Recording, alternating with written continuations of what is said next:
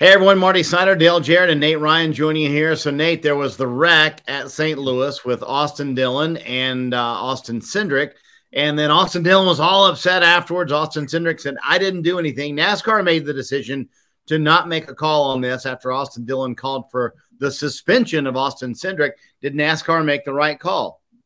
I think they did, Marty. I think that there's a line here that NASCAR doesn't want to cross. And if they would have taken action against Austin Cindric, I think they would have gone over that line. I think the last two times we've seen prominent Cup Series drivers be suspended for hooking somebody in the right rear, as we're seeing right here happen to Austin Dillon, with Austin Cindric making contact during the Gateway race. When that happened last year with Bubba Wallace on Kyle Larson, and when it happened this year with Denny Hamlin and Chase Elliott and Wallace were both suspended because I think it was clear that it was retaliatory. It was blatant payback.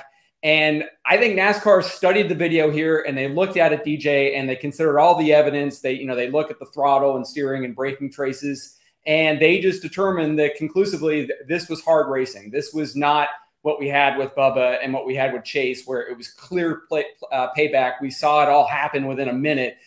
Maybe there was history here, but it wasn't extremely obvious. And I think when you look at what Austin Dillon and Richard Childress did, to me, that was like they were kind of working the refs a little bit. I mean, they know that NASCAR is in this world now where they're willing to take action against guys and suspend a driver for a race for wrecking somebody intentionally. So I think that was their way of maybe trying to get a call in their favor. But I think ultimately what NASCAR did here was the right call.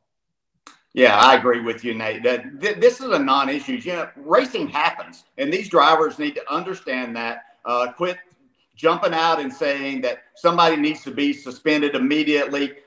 This was a racing incident, and that's been happening for 75 years in NASCAR, and things are going to happen. Sure, there are intentional times, and I think that NASCAR has more than enough equipment and video and things to determine these things in a manner that they've never had before. So I think that it's not that it's easy to determine that, but things are going to happen on the racetrack. Somebody makes a quick move, things happen. Yeah, if you're the one being taken out, and I understand the frustration, Austin Dillon, that you could look at it and say, why did he have to get into the right rear of me? This is not a way. But these things are just going to happen. But I'll be honest, Austin Dillon's under a ton of pressure right now. Kyle Busch coming there was a great thing for Richard Childress Racing, but it's put a tremendous amount of pressure on Austin Dillon. And whenever your teammate's up leading the race and eventually going to go on and win, then you start saying and doing things maybe a little out of character there to cover your side of it. But this is racing, and racing is going to happen. So, DJ, you touched on it real quick. Have the drivers gone too far? I was kind of shocked when Denny Hamlin at Charlotte said Chase Elliott needs to be suspended.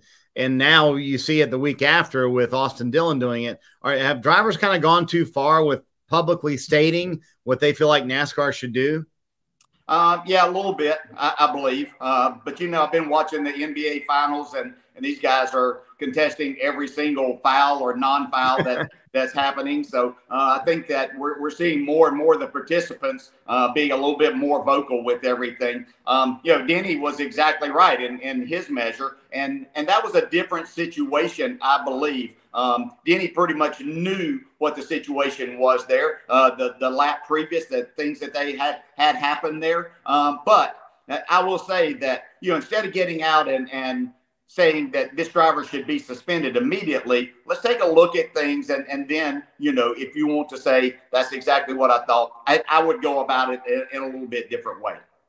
Yeah, I think DJ's hit on something here in terms of the culture in our society now. I'm sure he remembers what it was like when he and Dale Earnhardt and Rusty Wallace all had their own podcasts in which they could opine at length. And I think that's partially the era NASCAR has entered here, where everybody's got to have a hot take, including the drivers. And so I think Denny Hamlin has done himself a great service this year in terms of his brand, in terms of being a personality with his podcast and being able to be out there and, to really voice his opinions in some really smart ways. But I think it's also led to this situation now where I think drivers are constantly talking about everything. We're constantly surrounded by all this noise. And, just opinions about what NASCAR is doing, what they shouldn't be doing. And that's not to say NASCAR drivers haven't always been outspoken.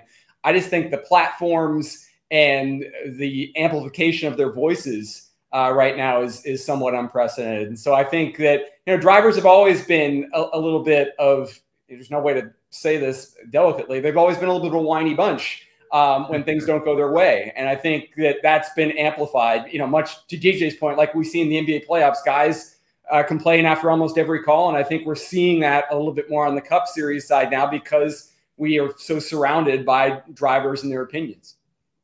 Hi, I'm Parker Kligerman. For more access like this from Pit Road, be sure to click and subscribe to the Motorsports on NBC YouTube channel.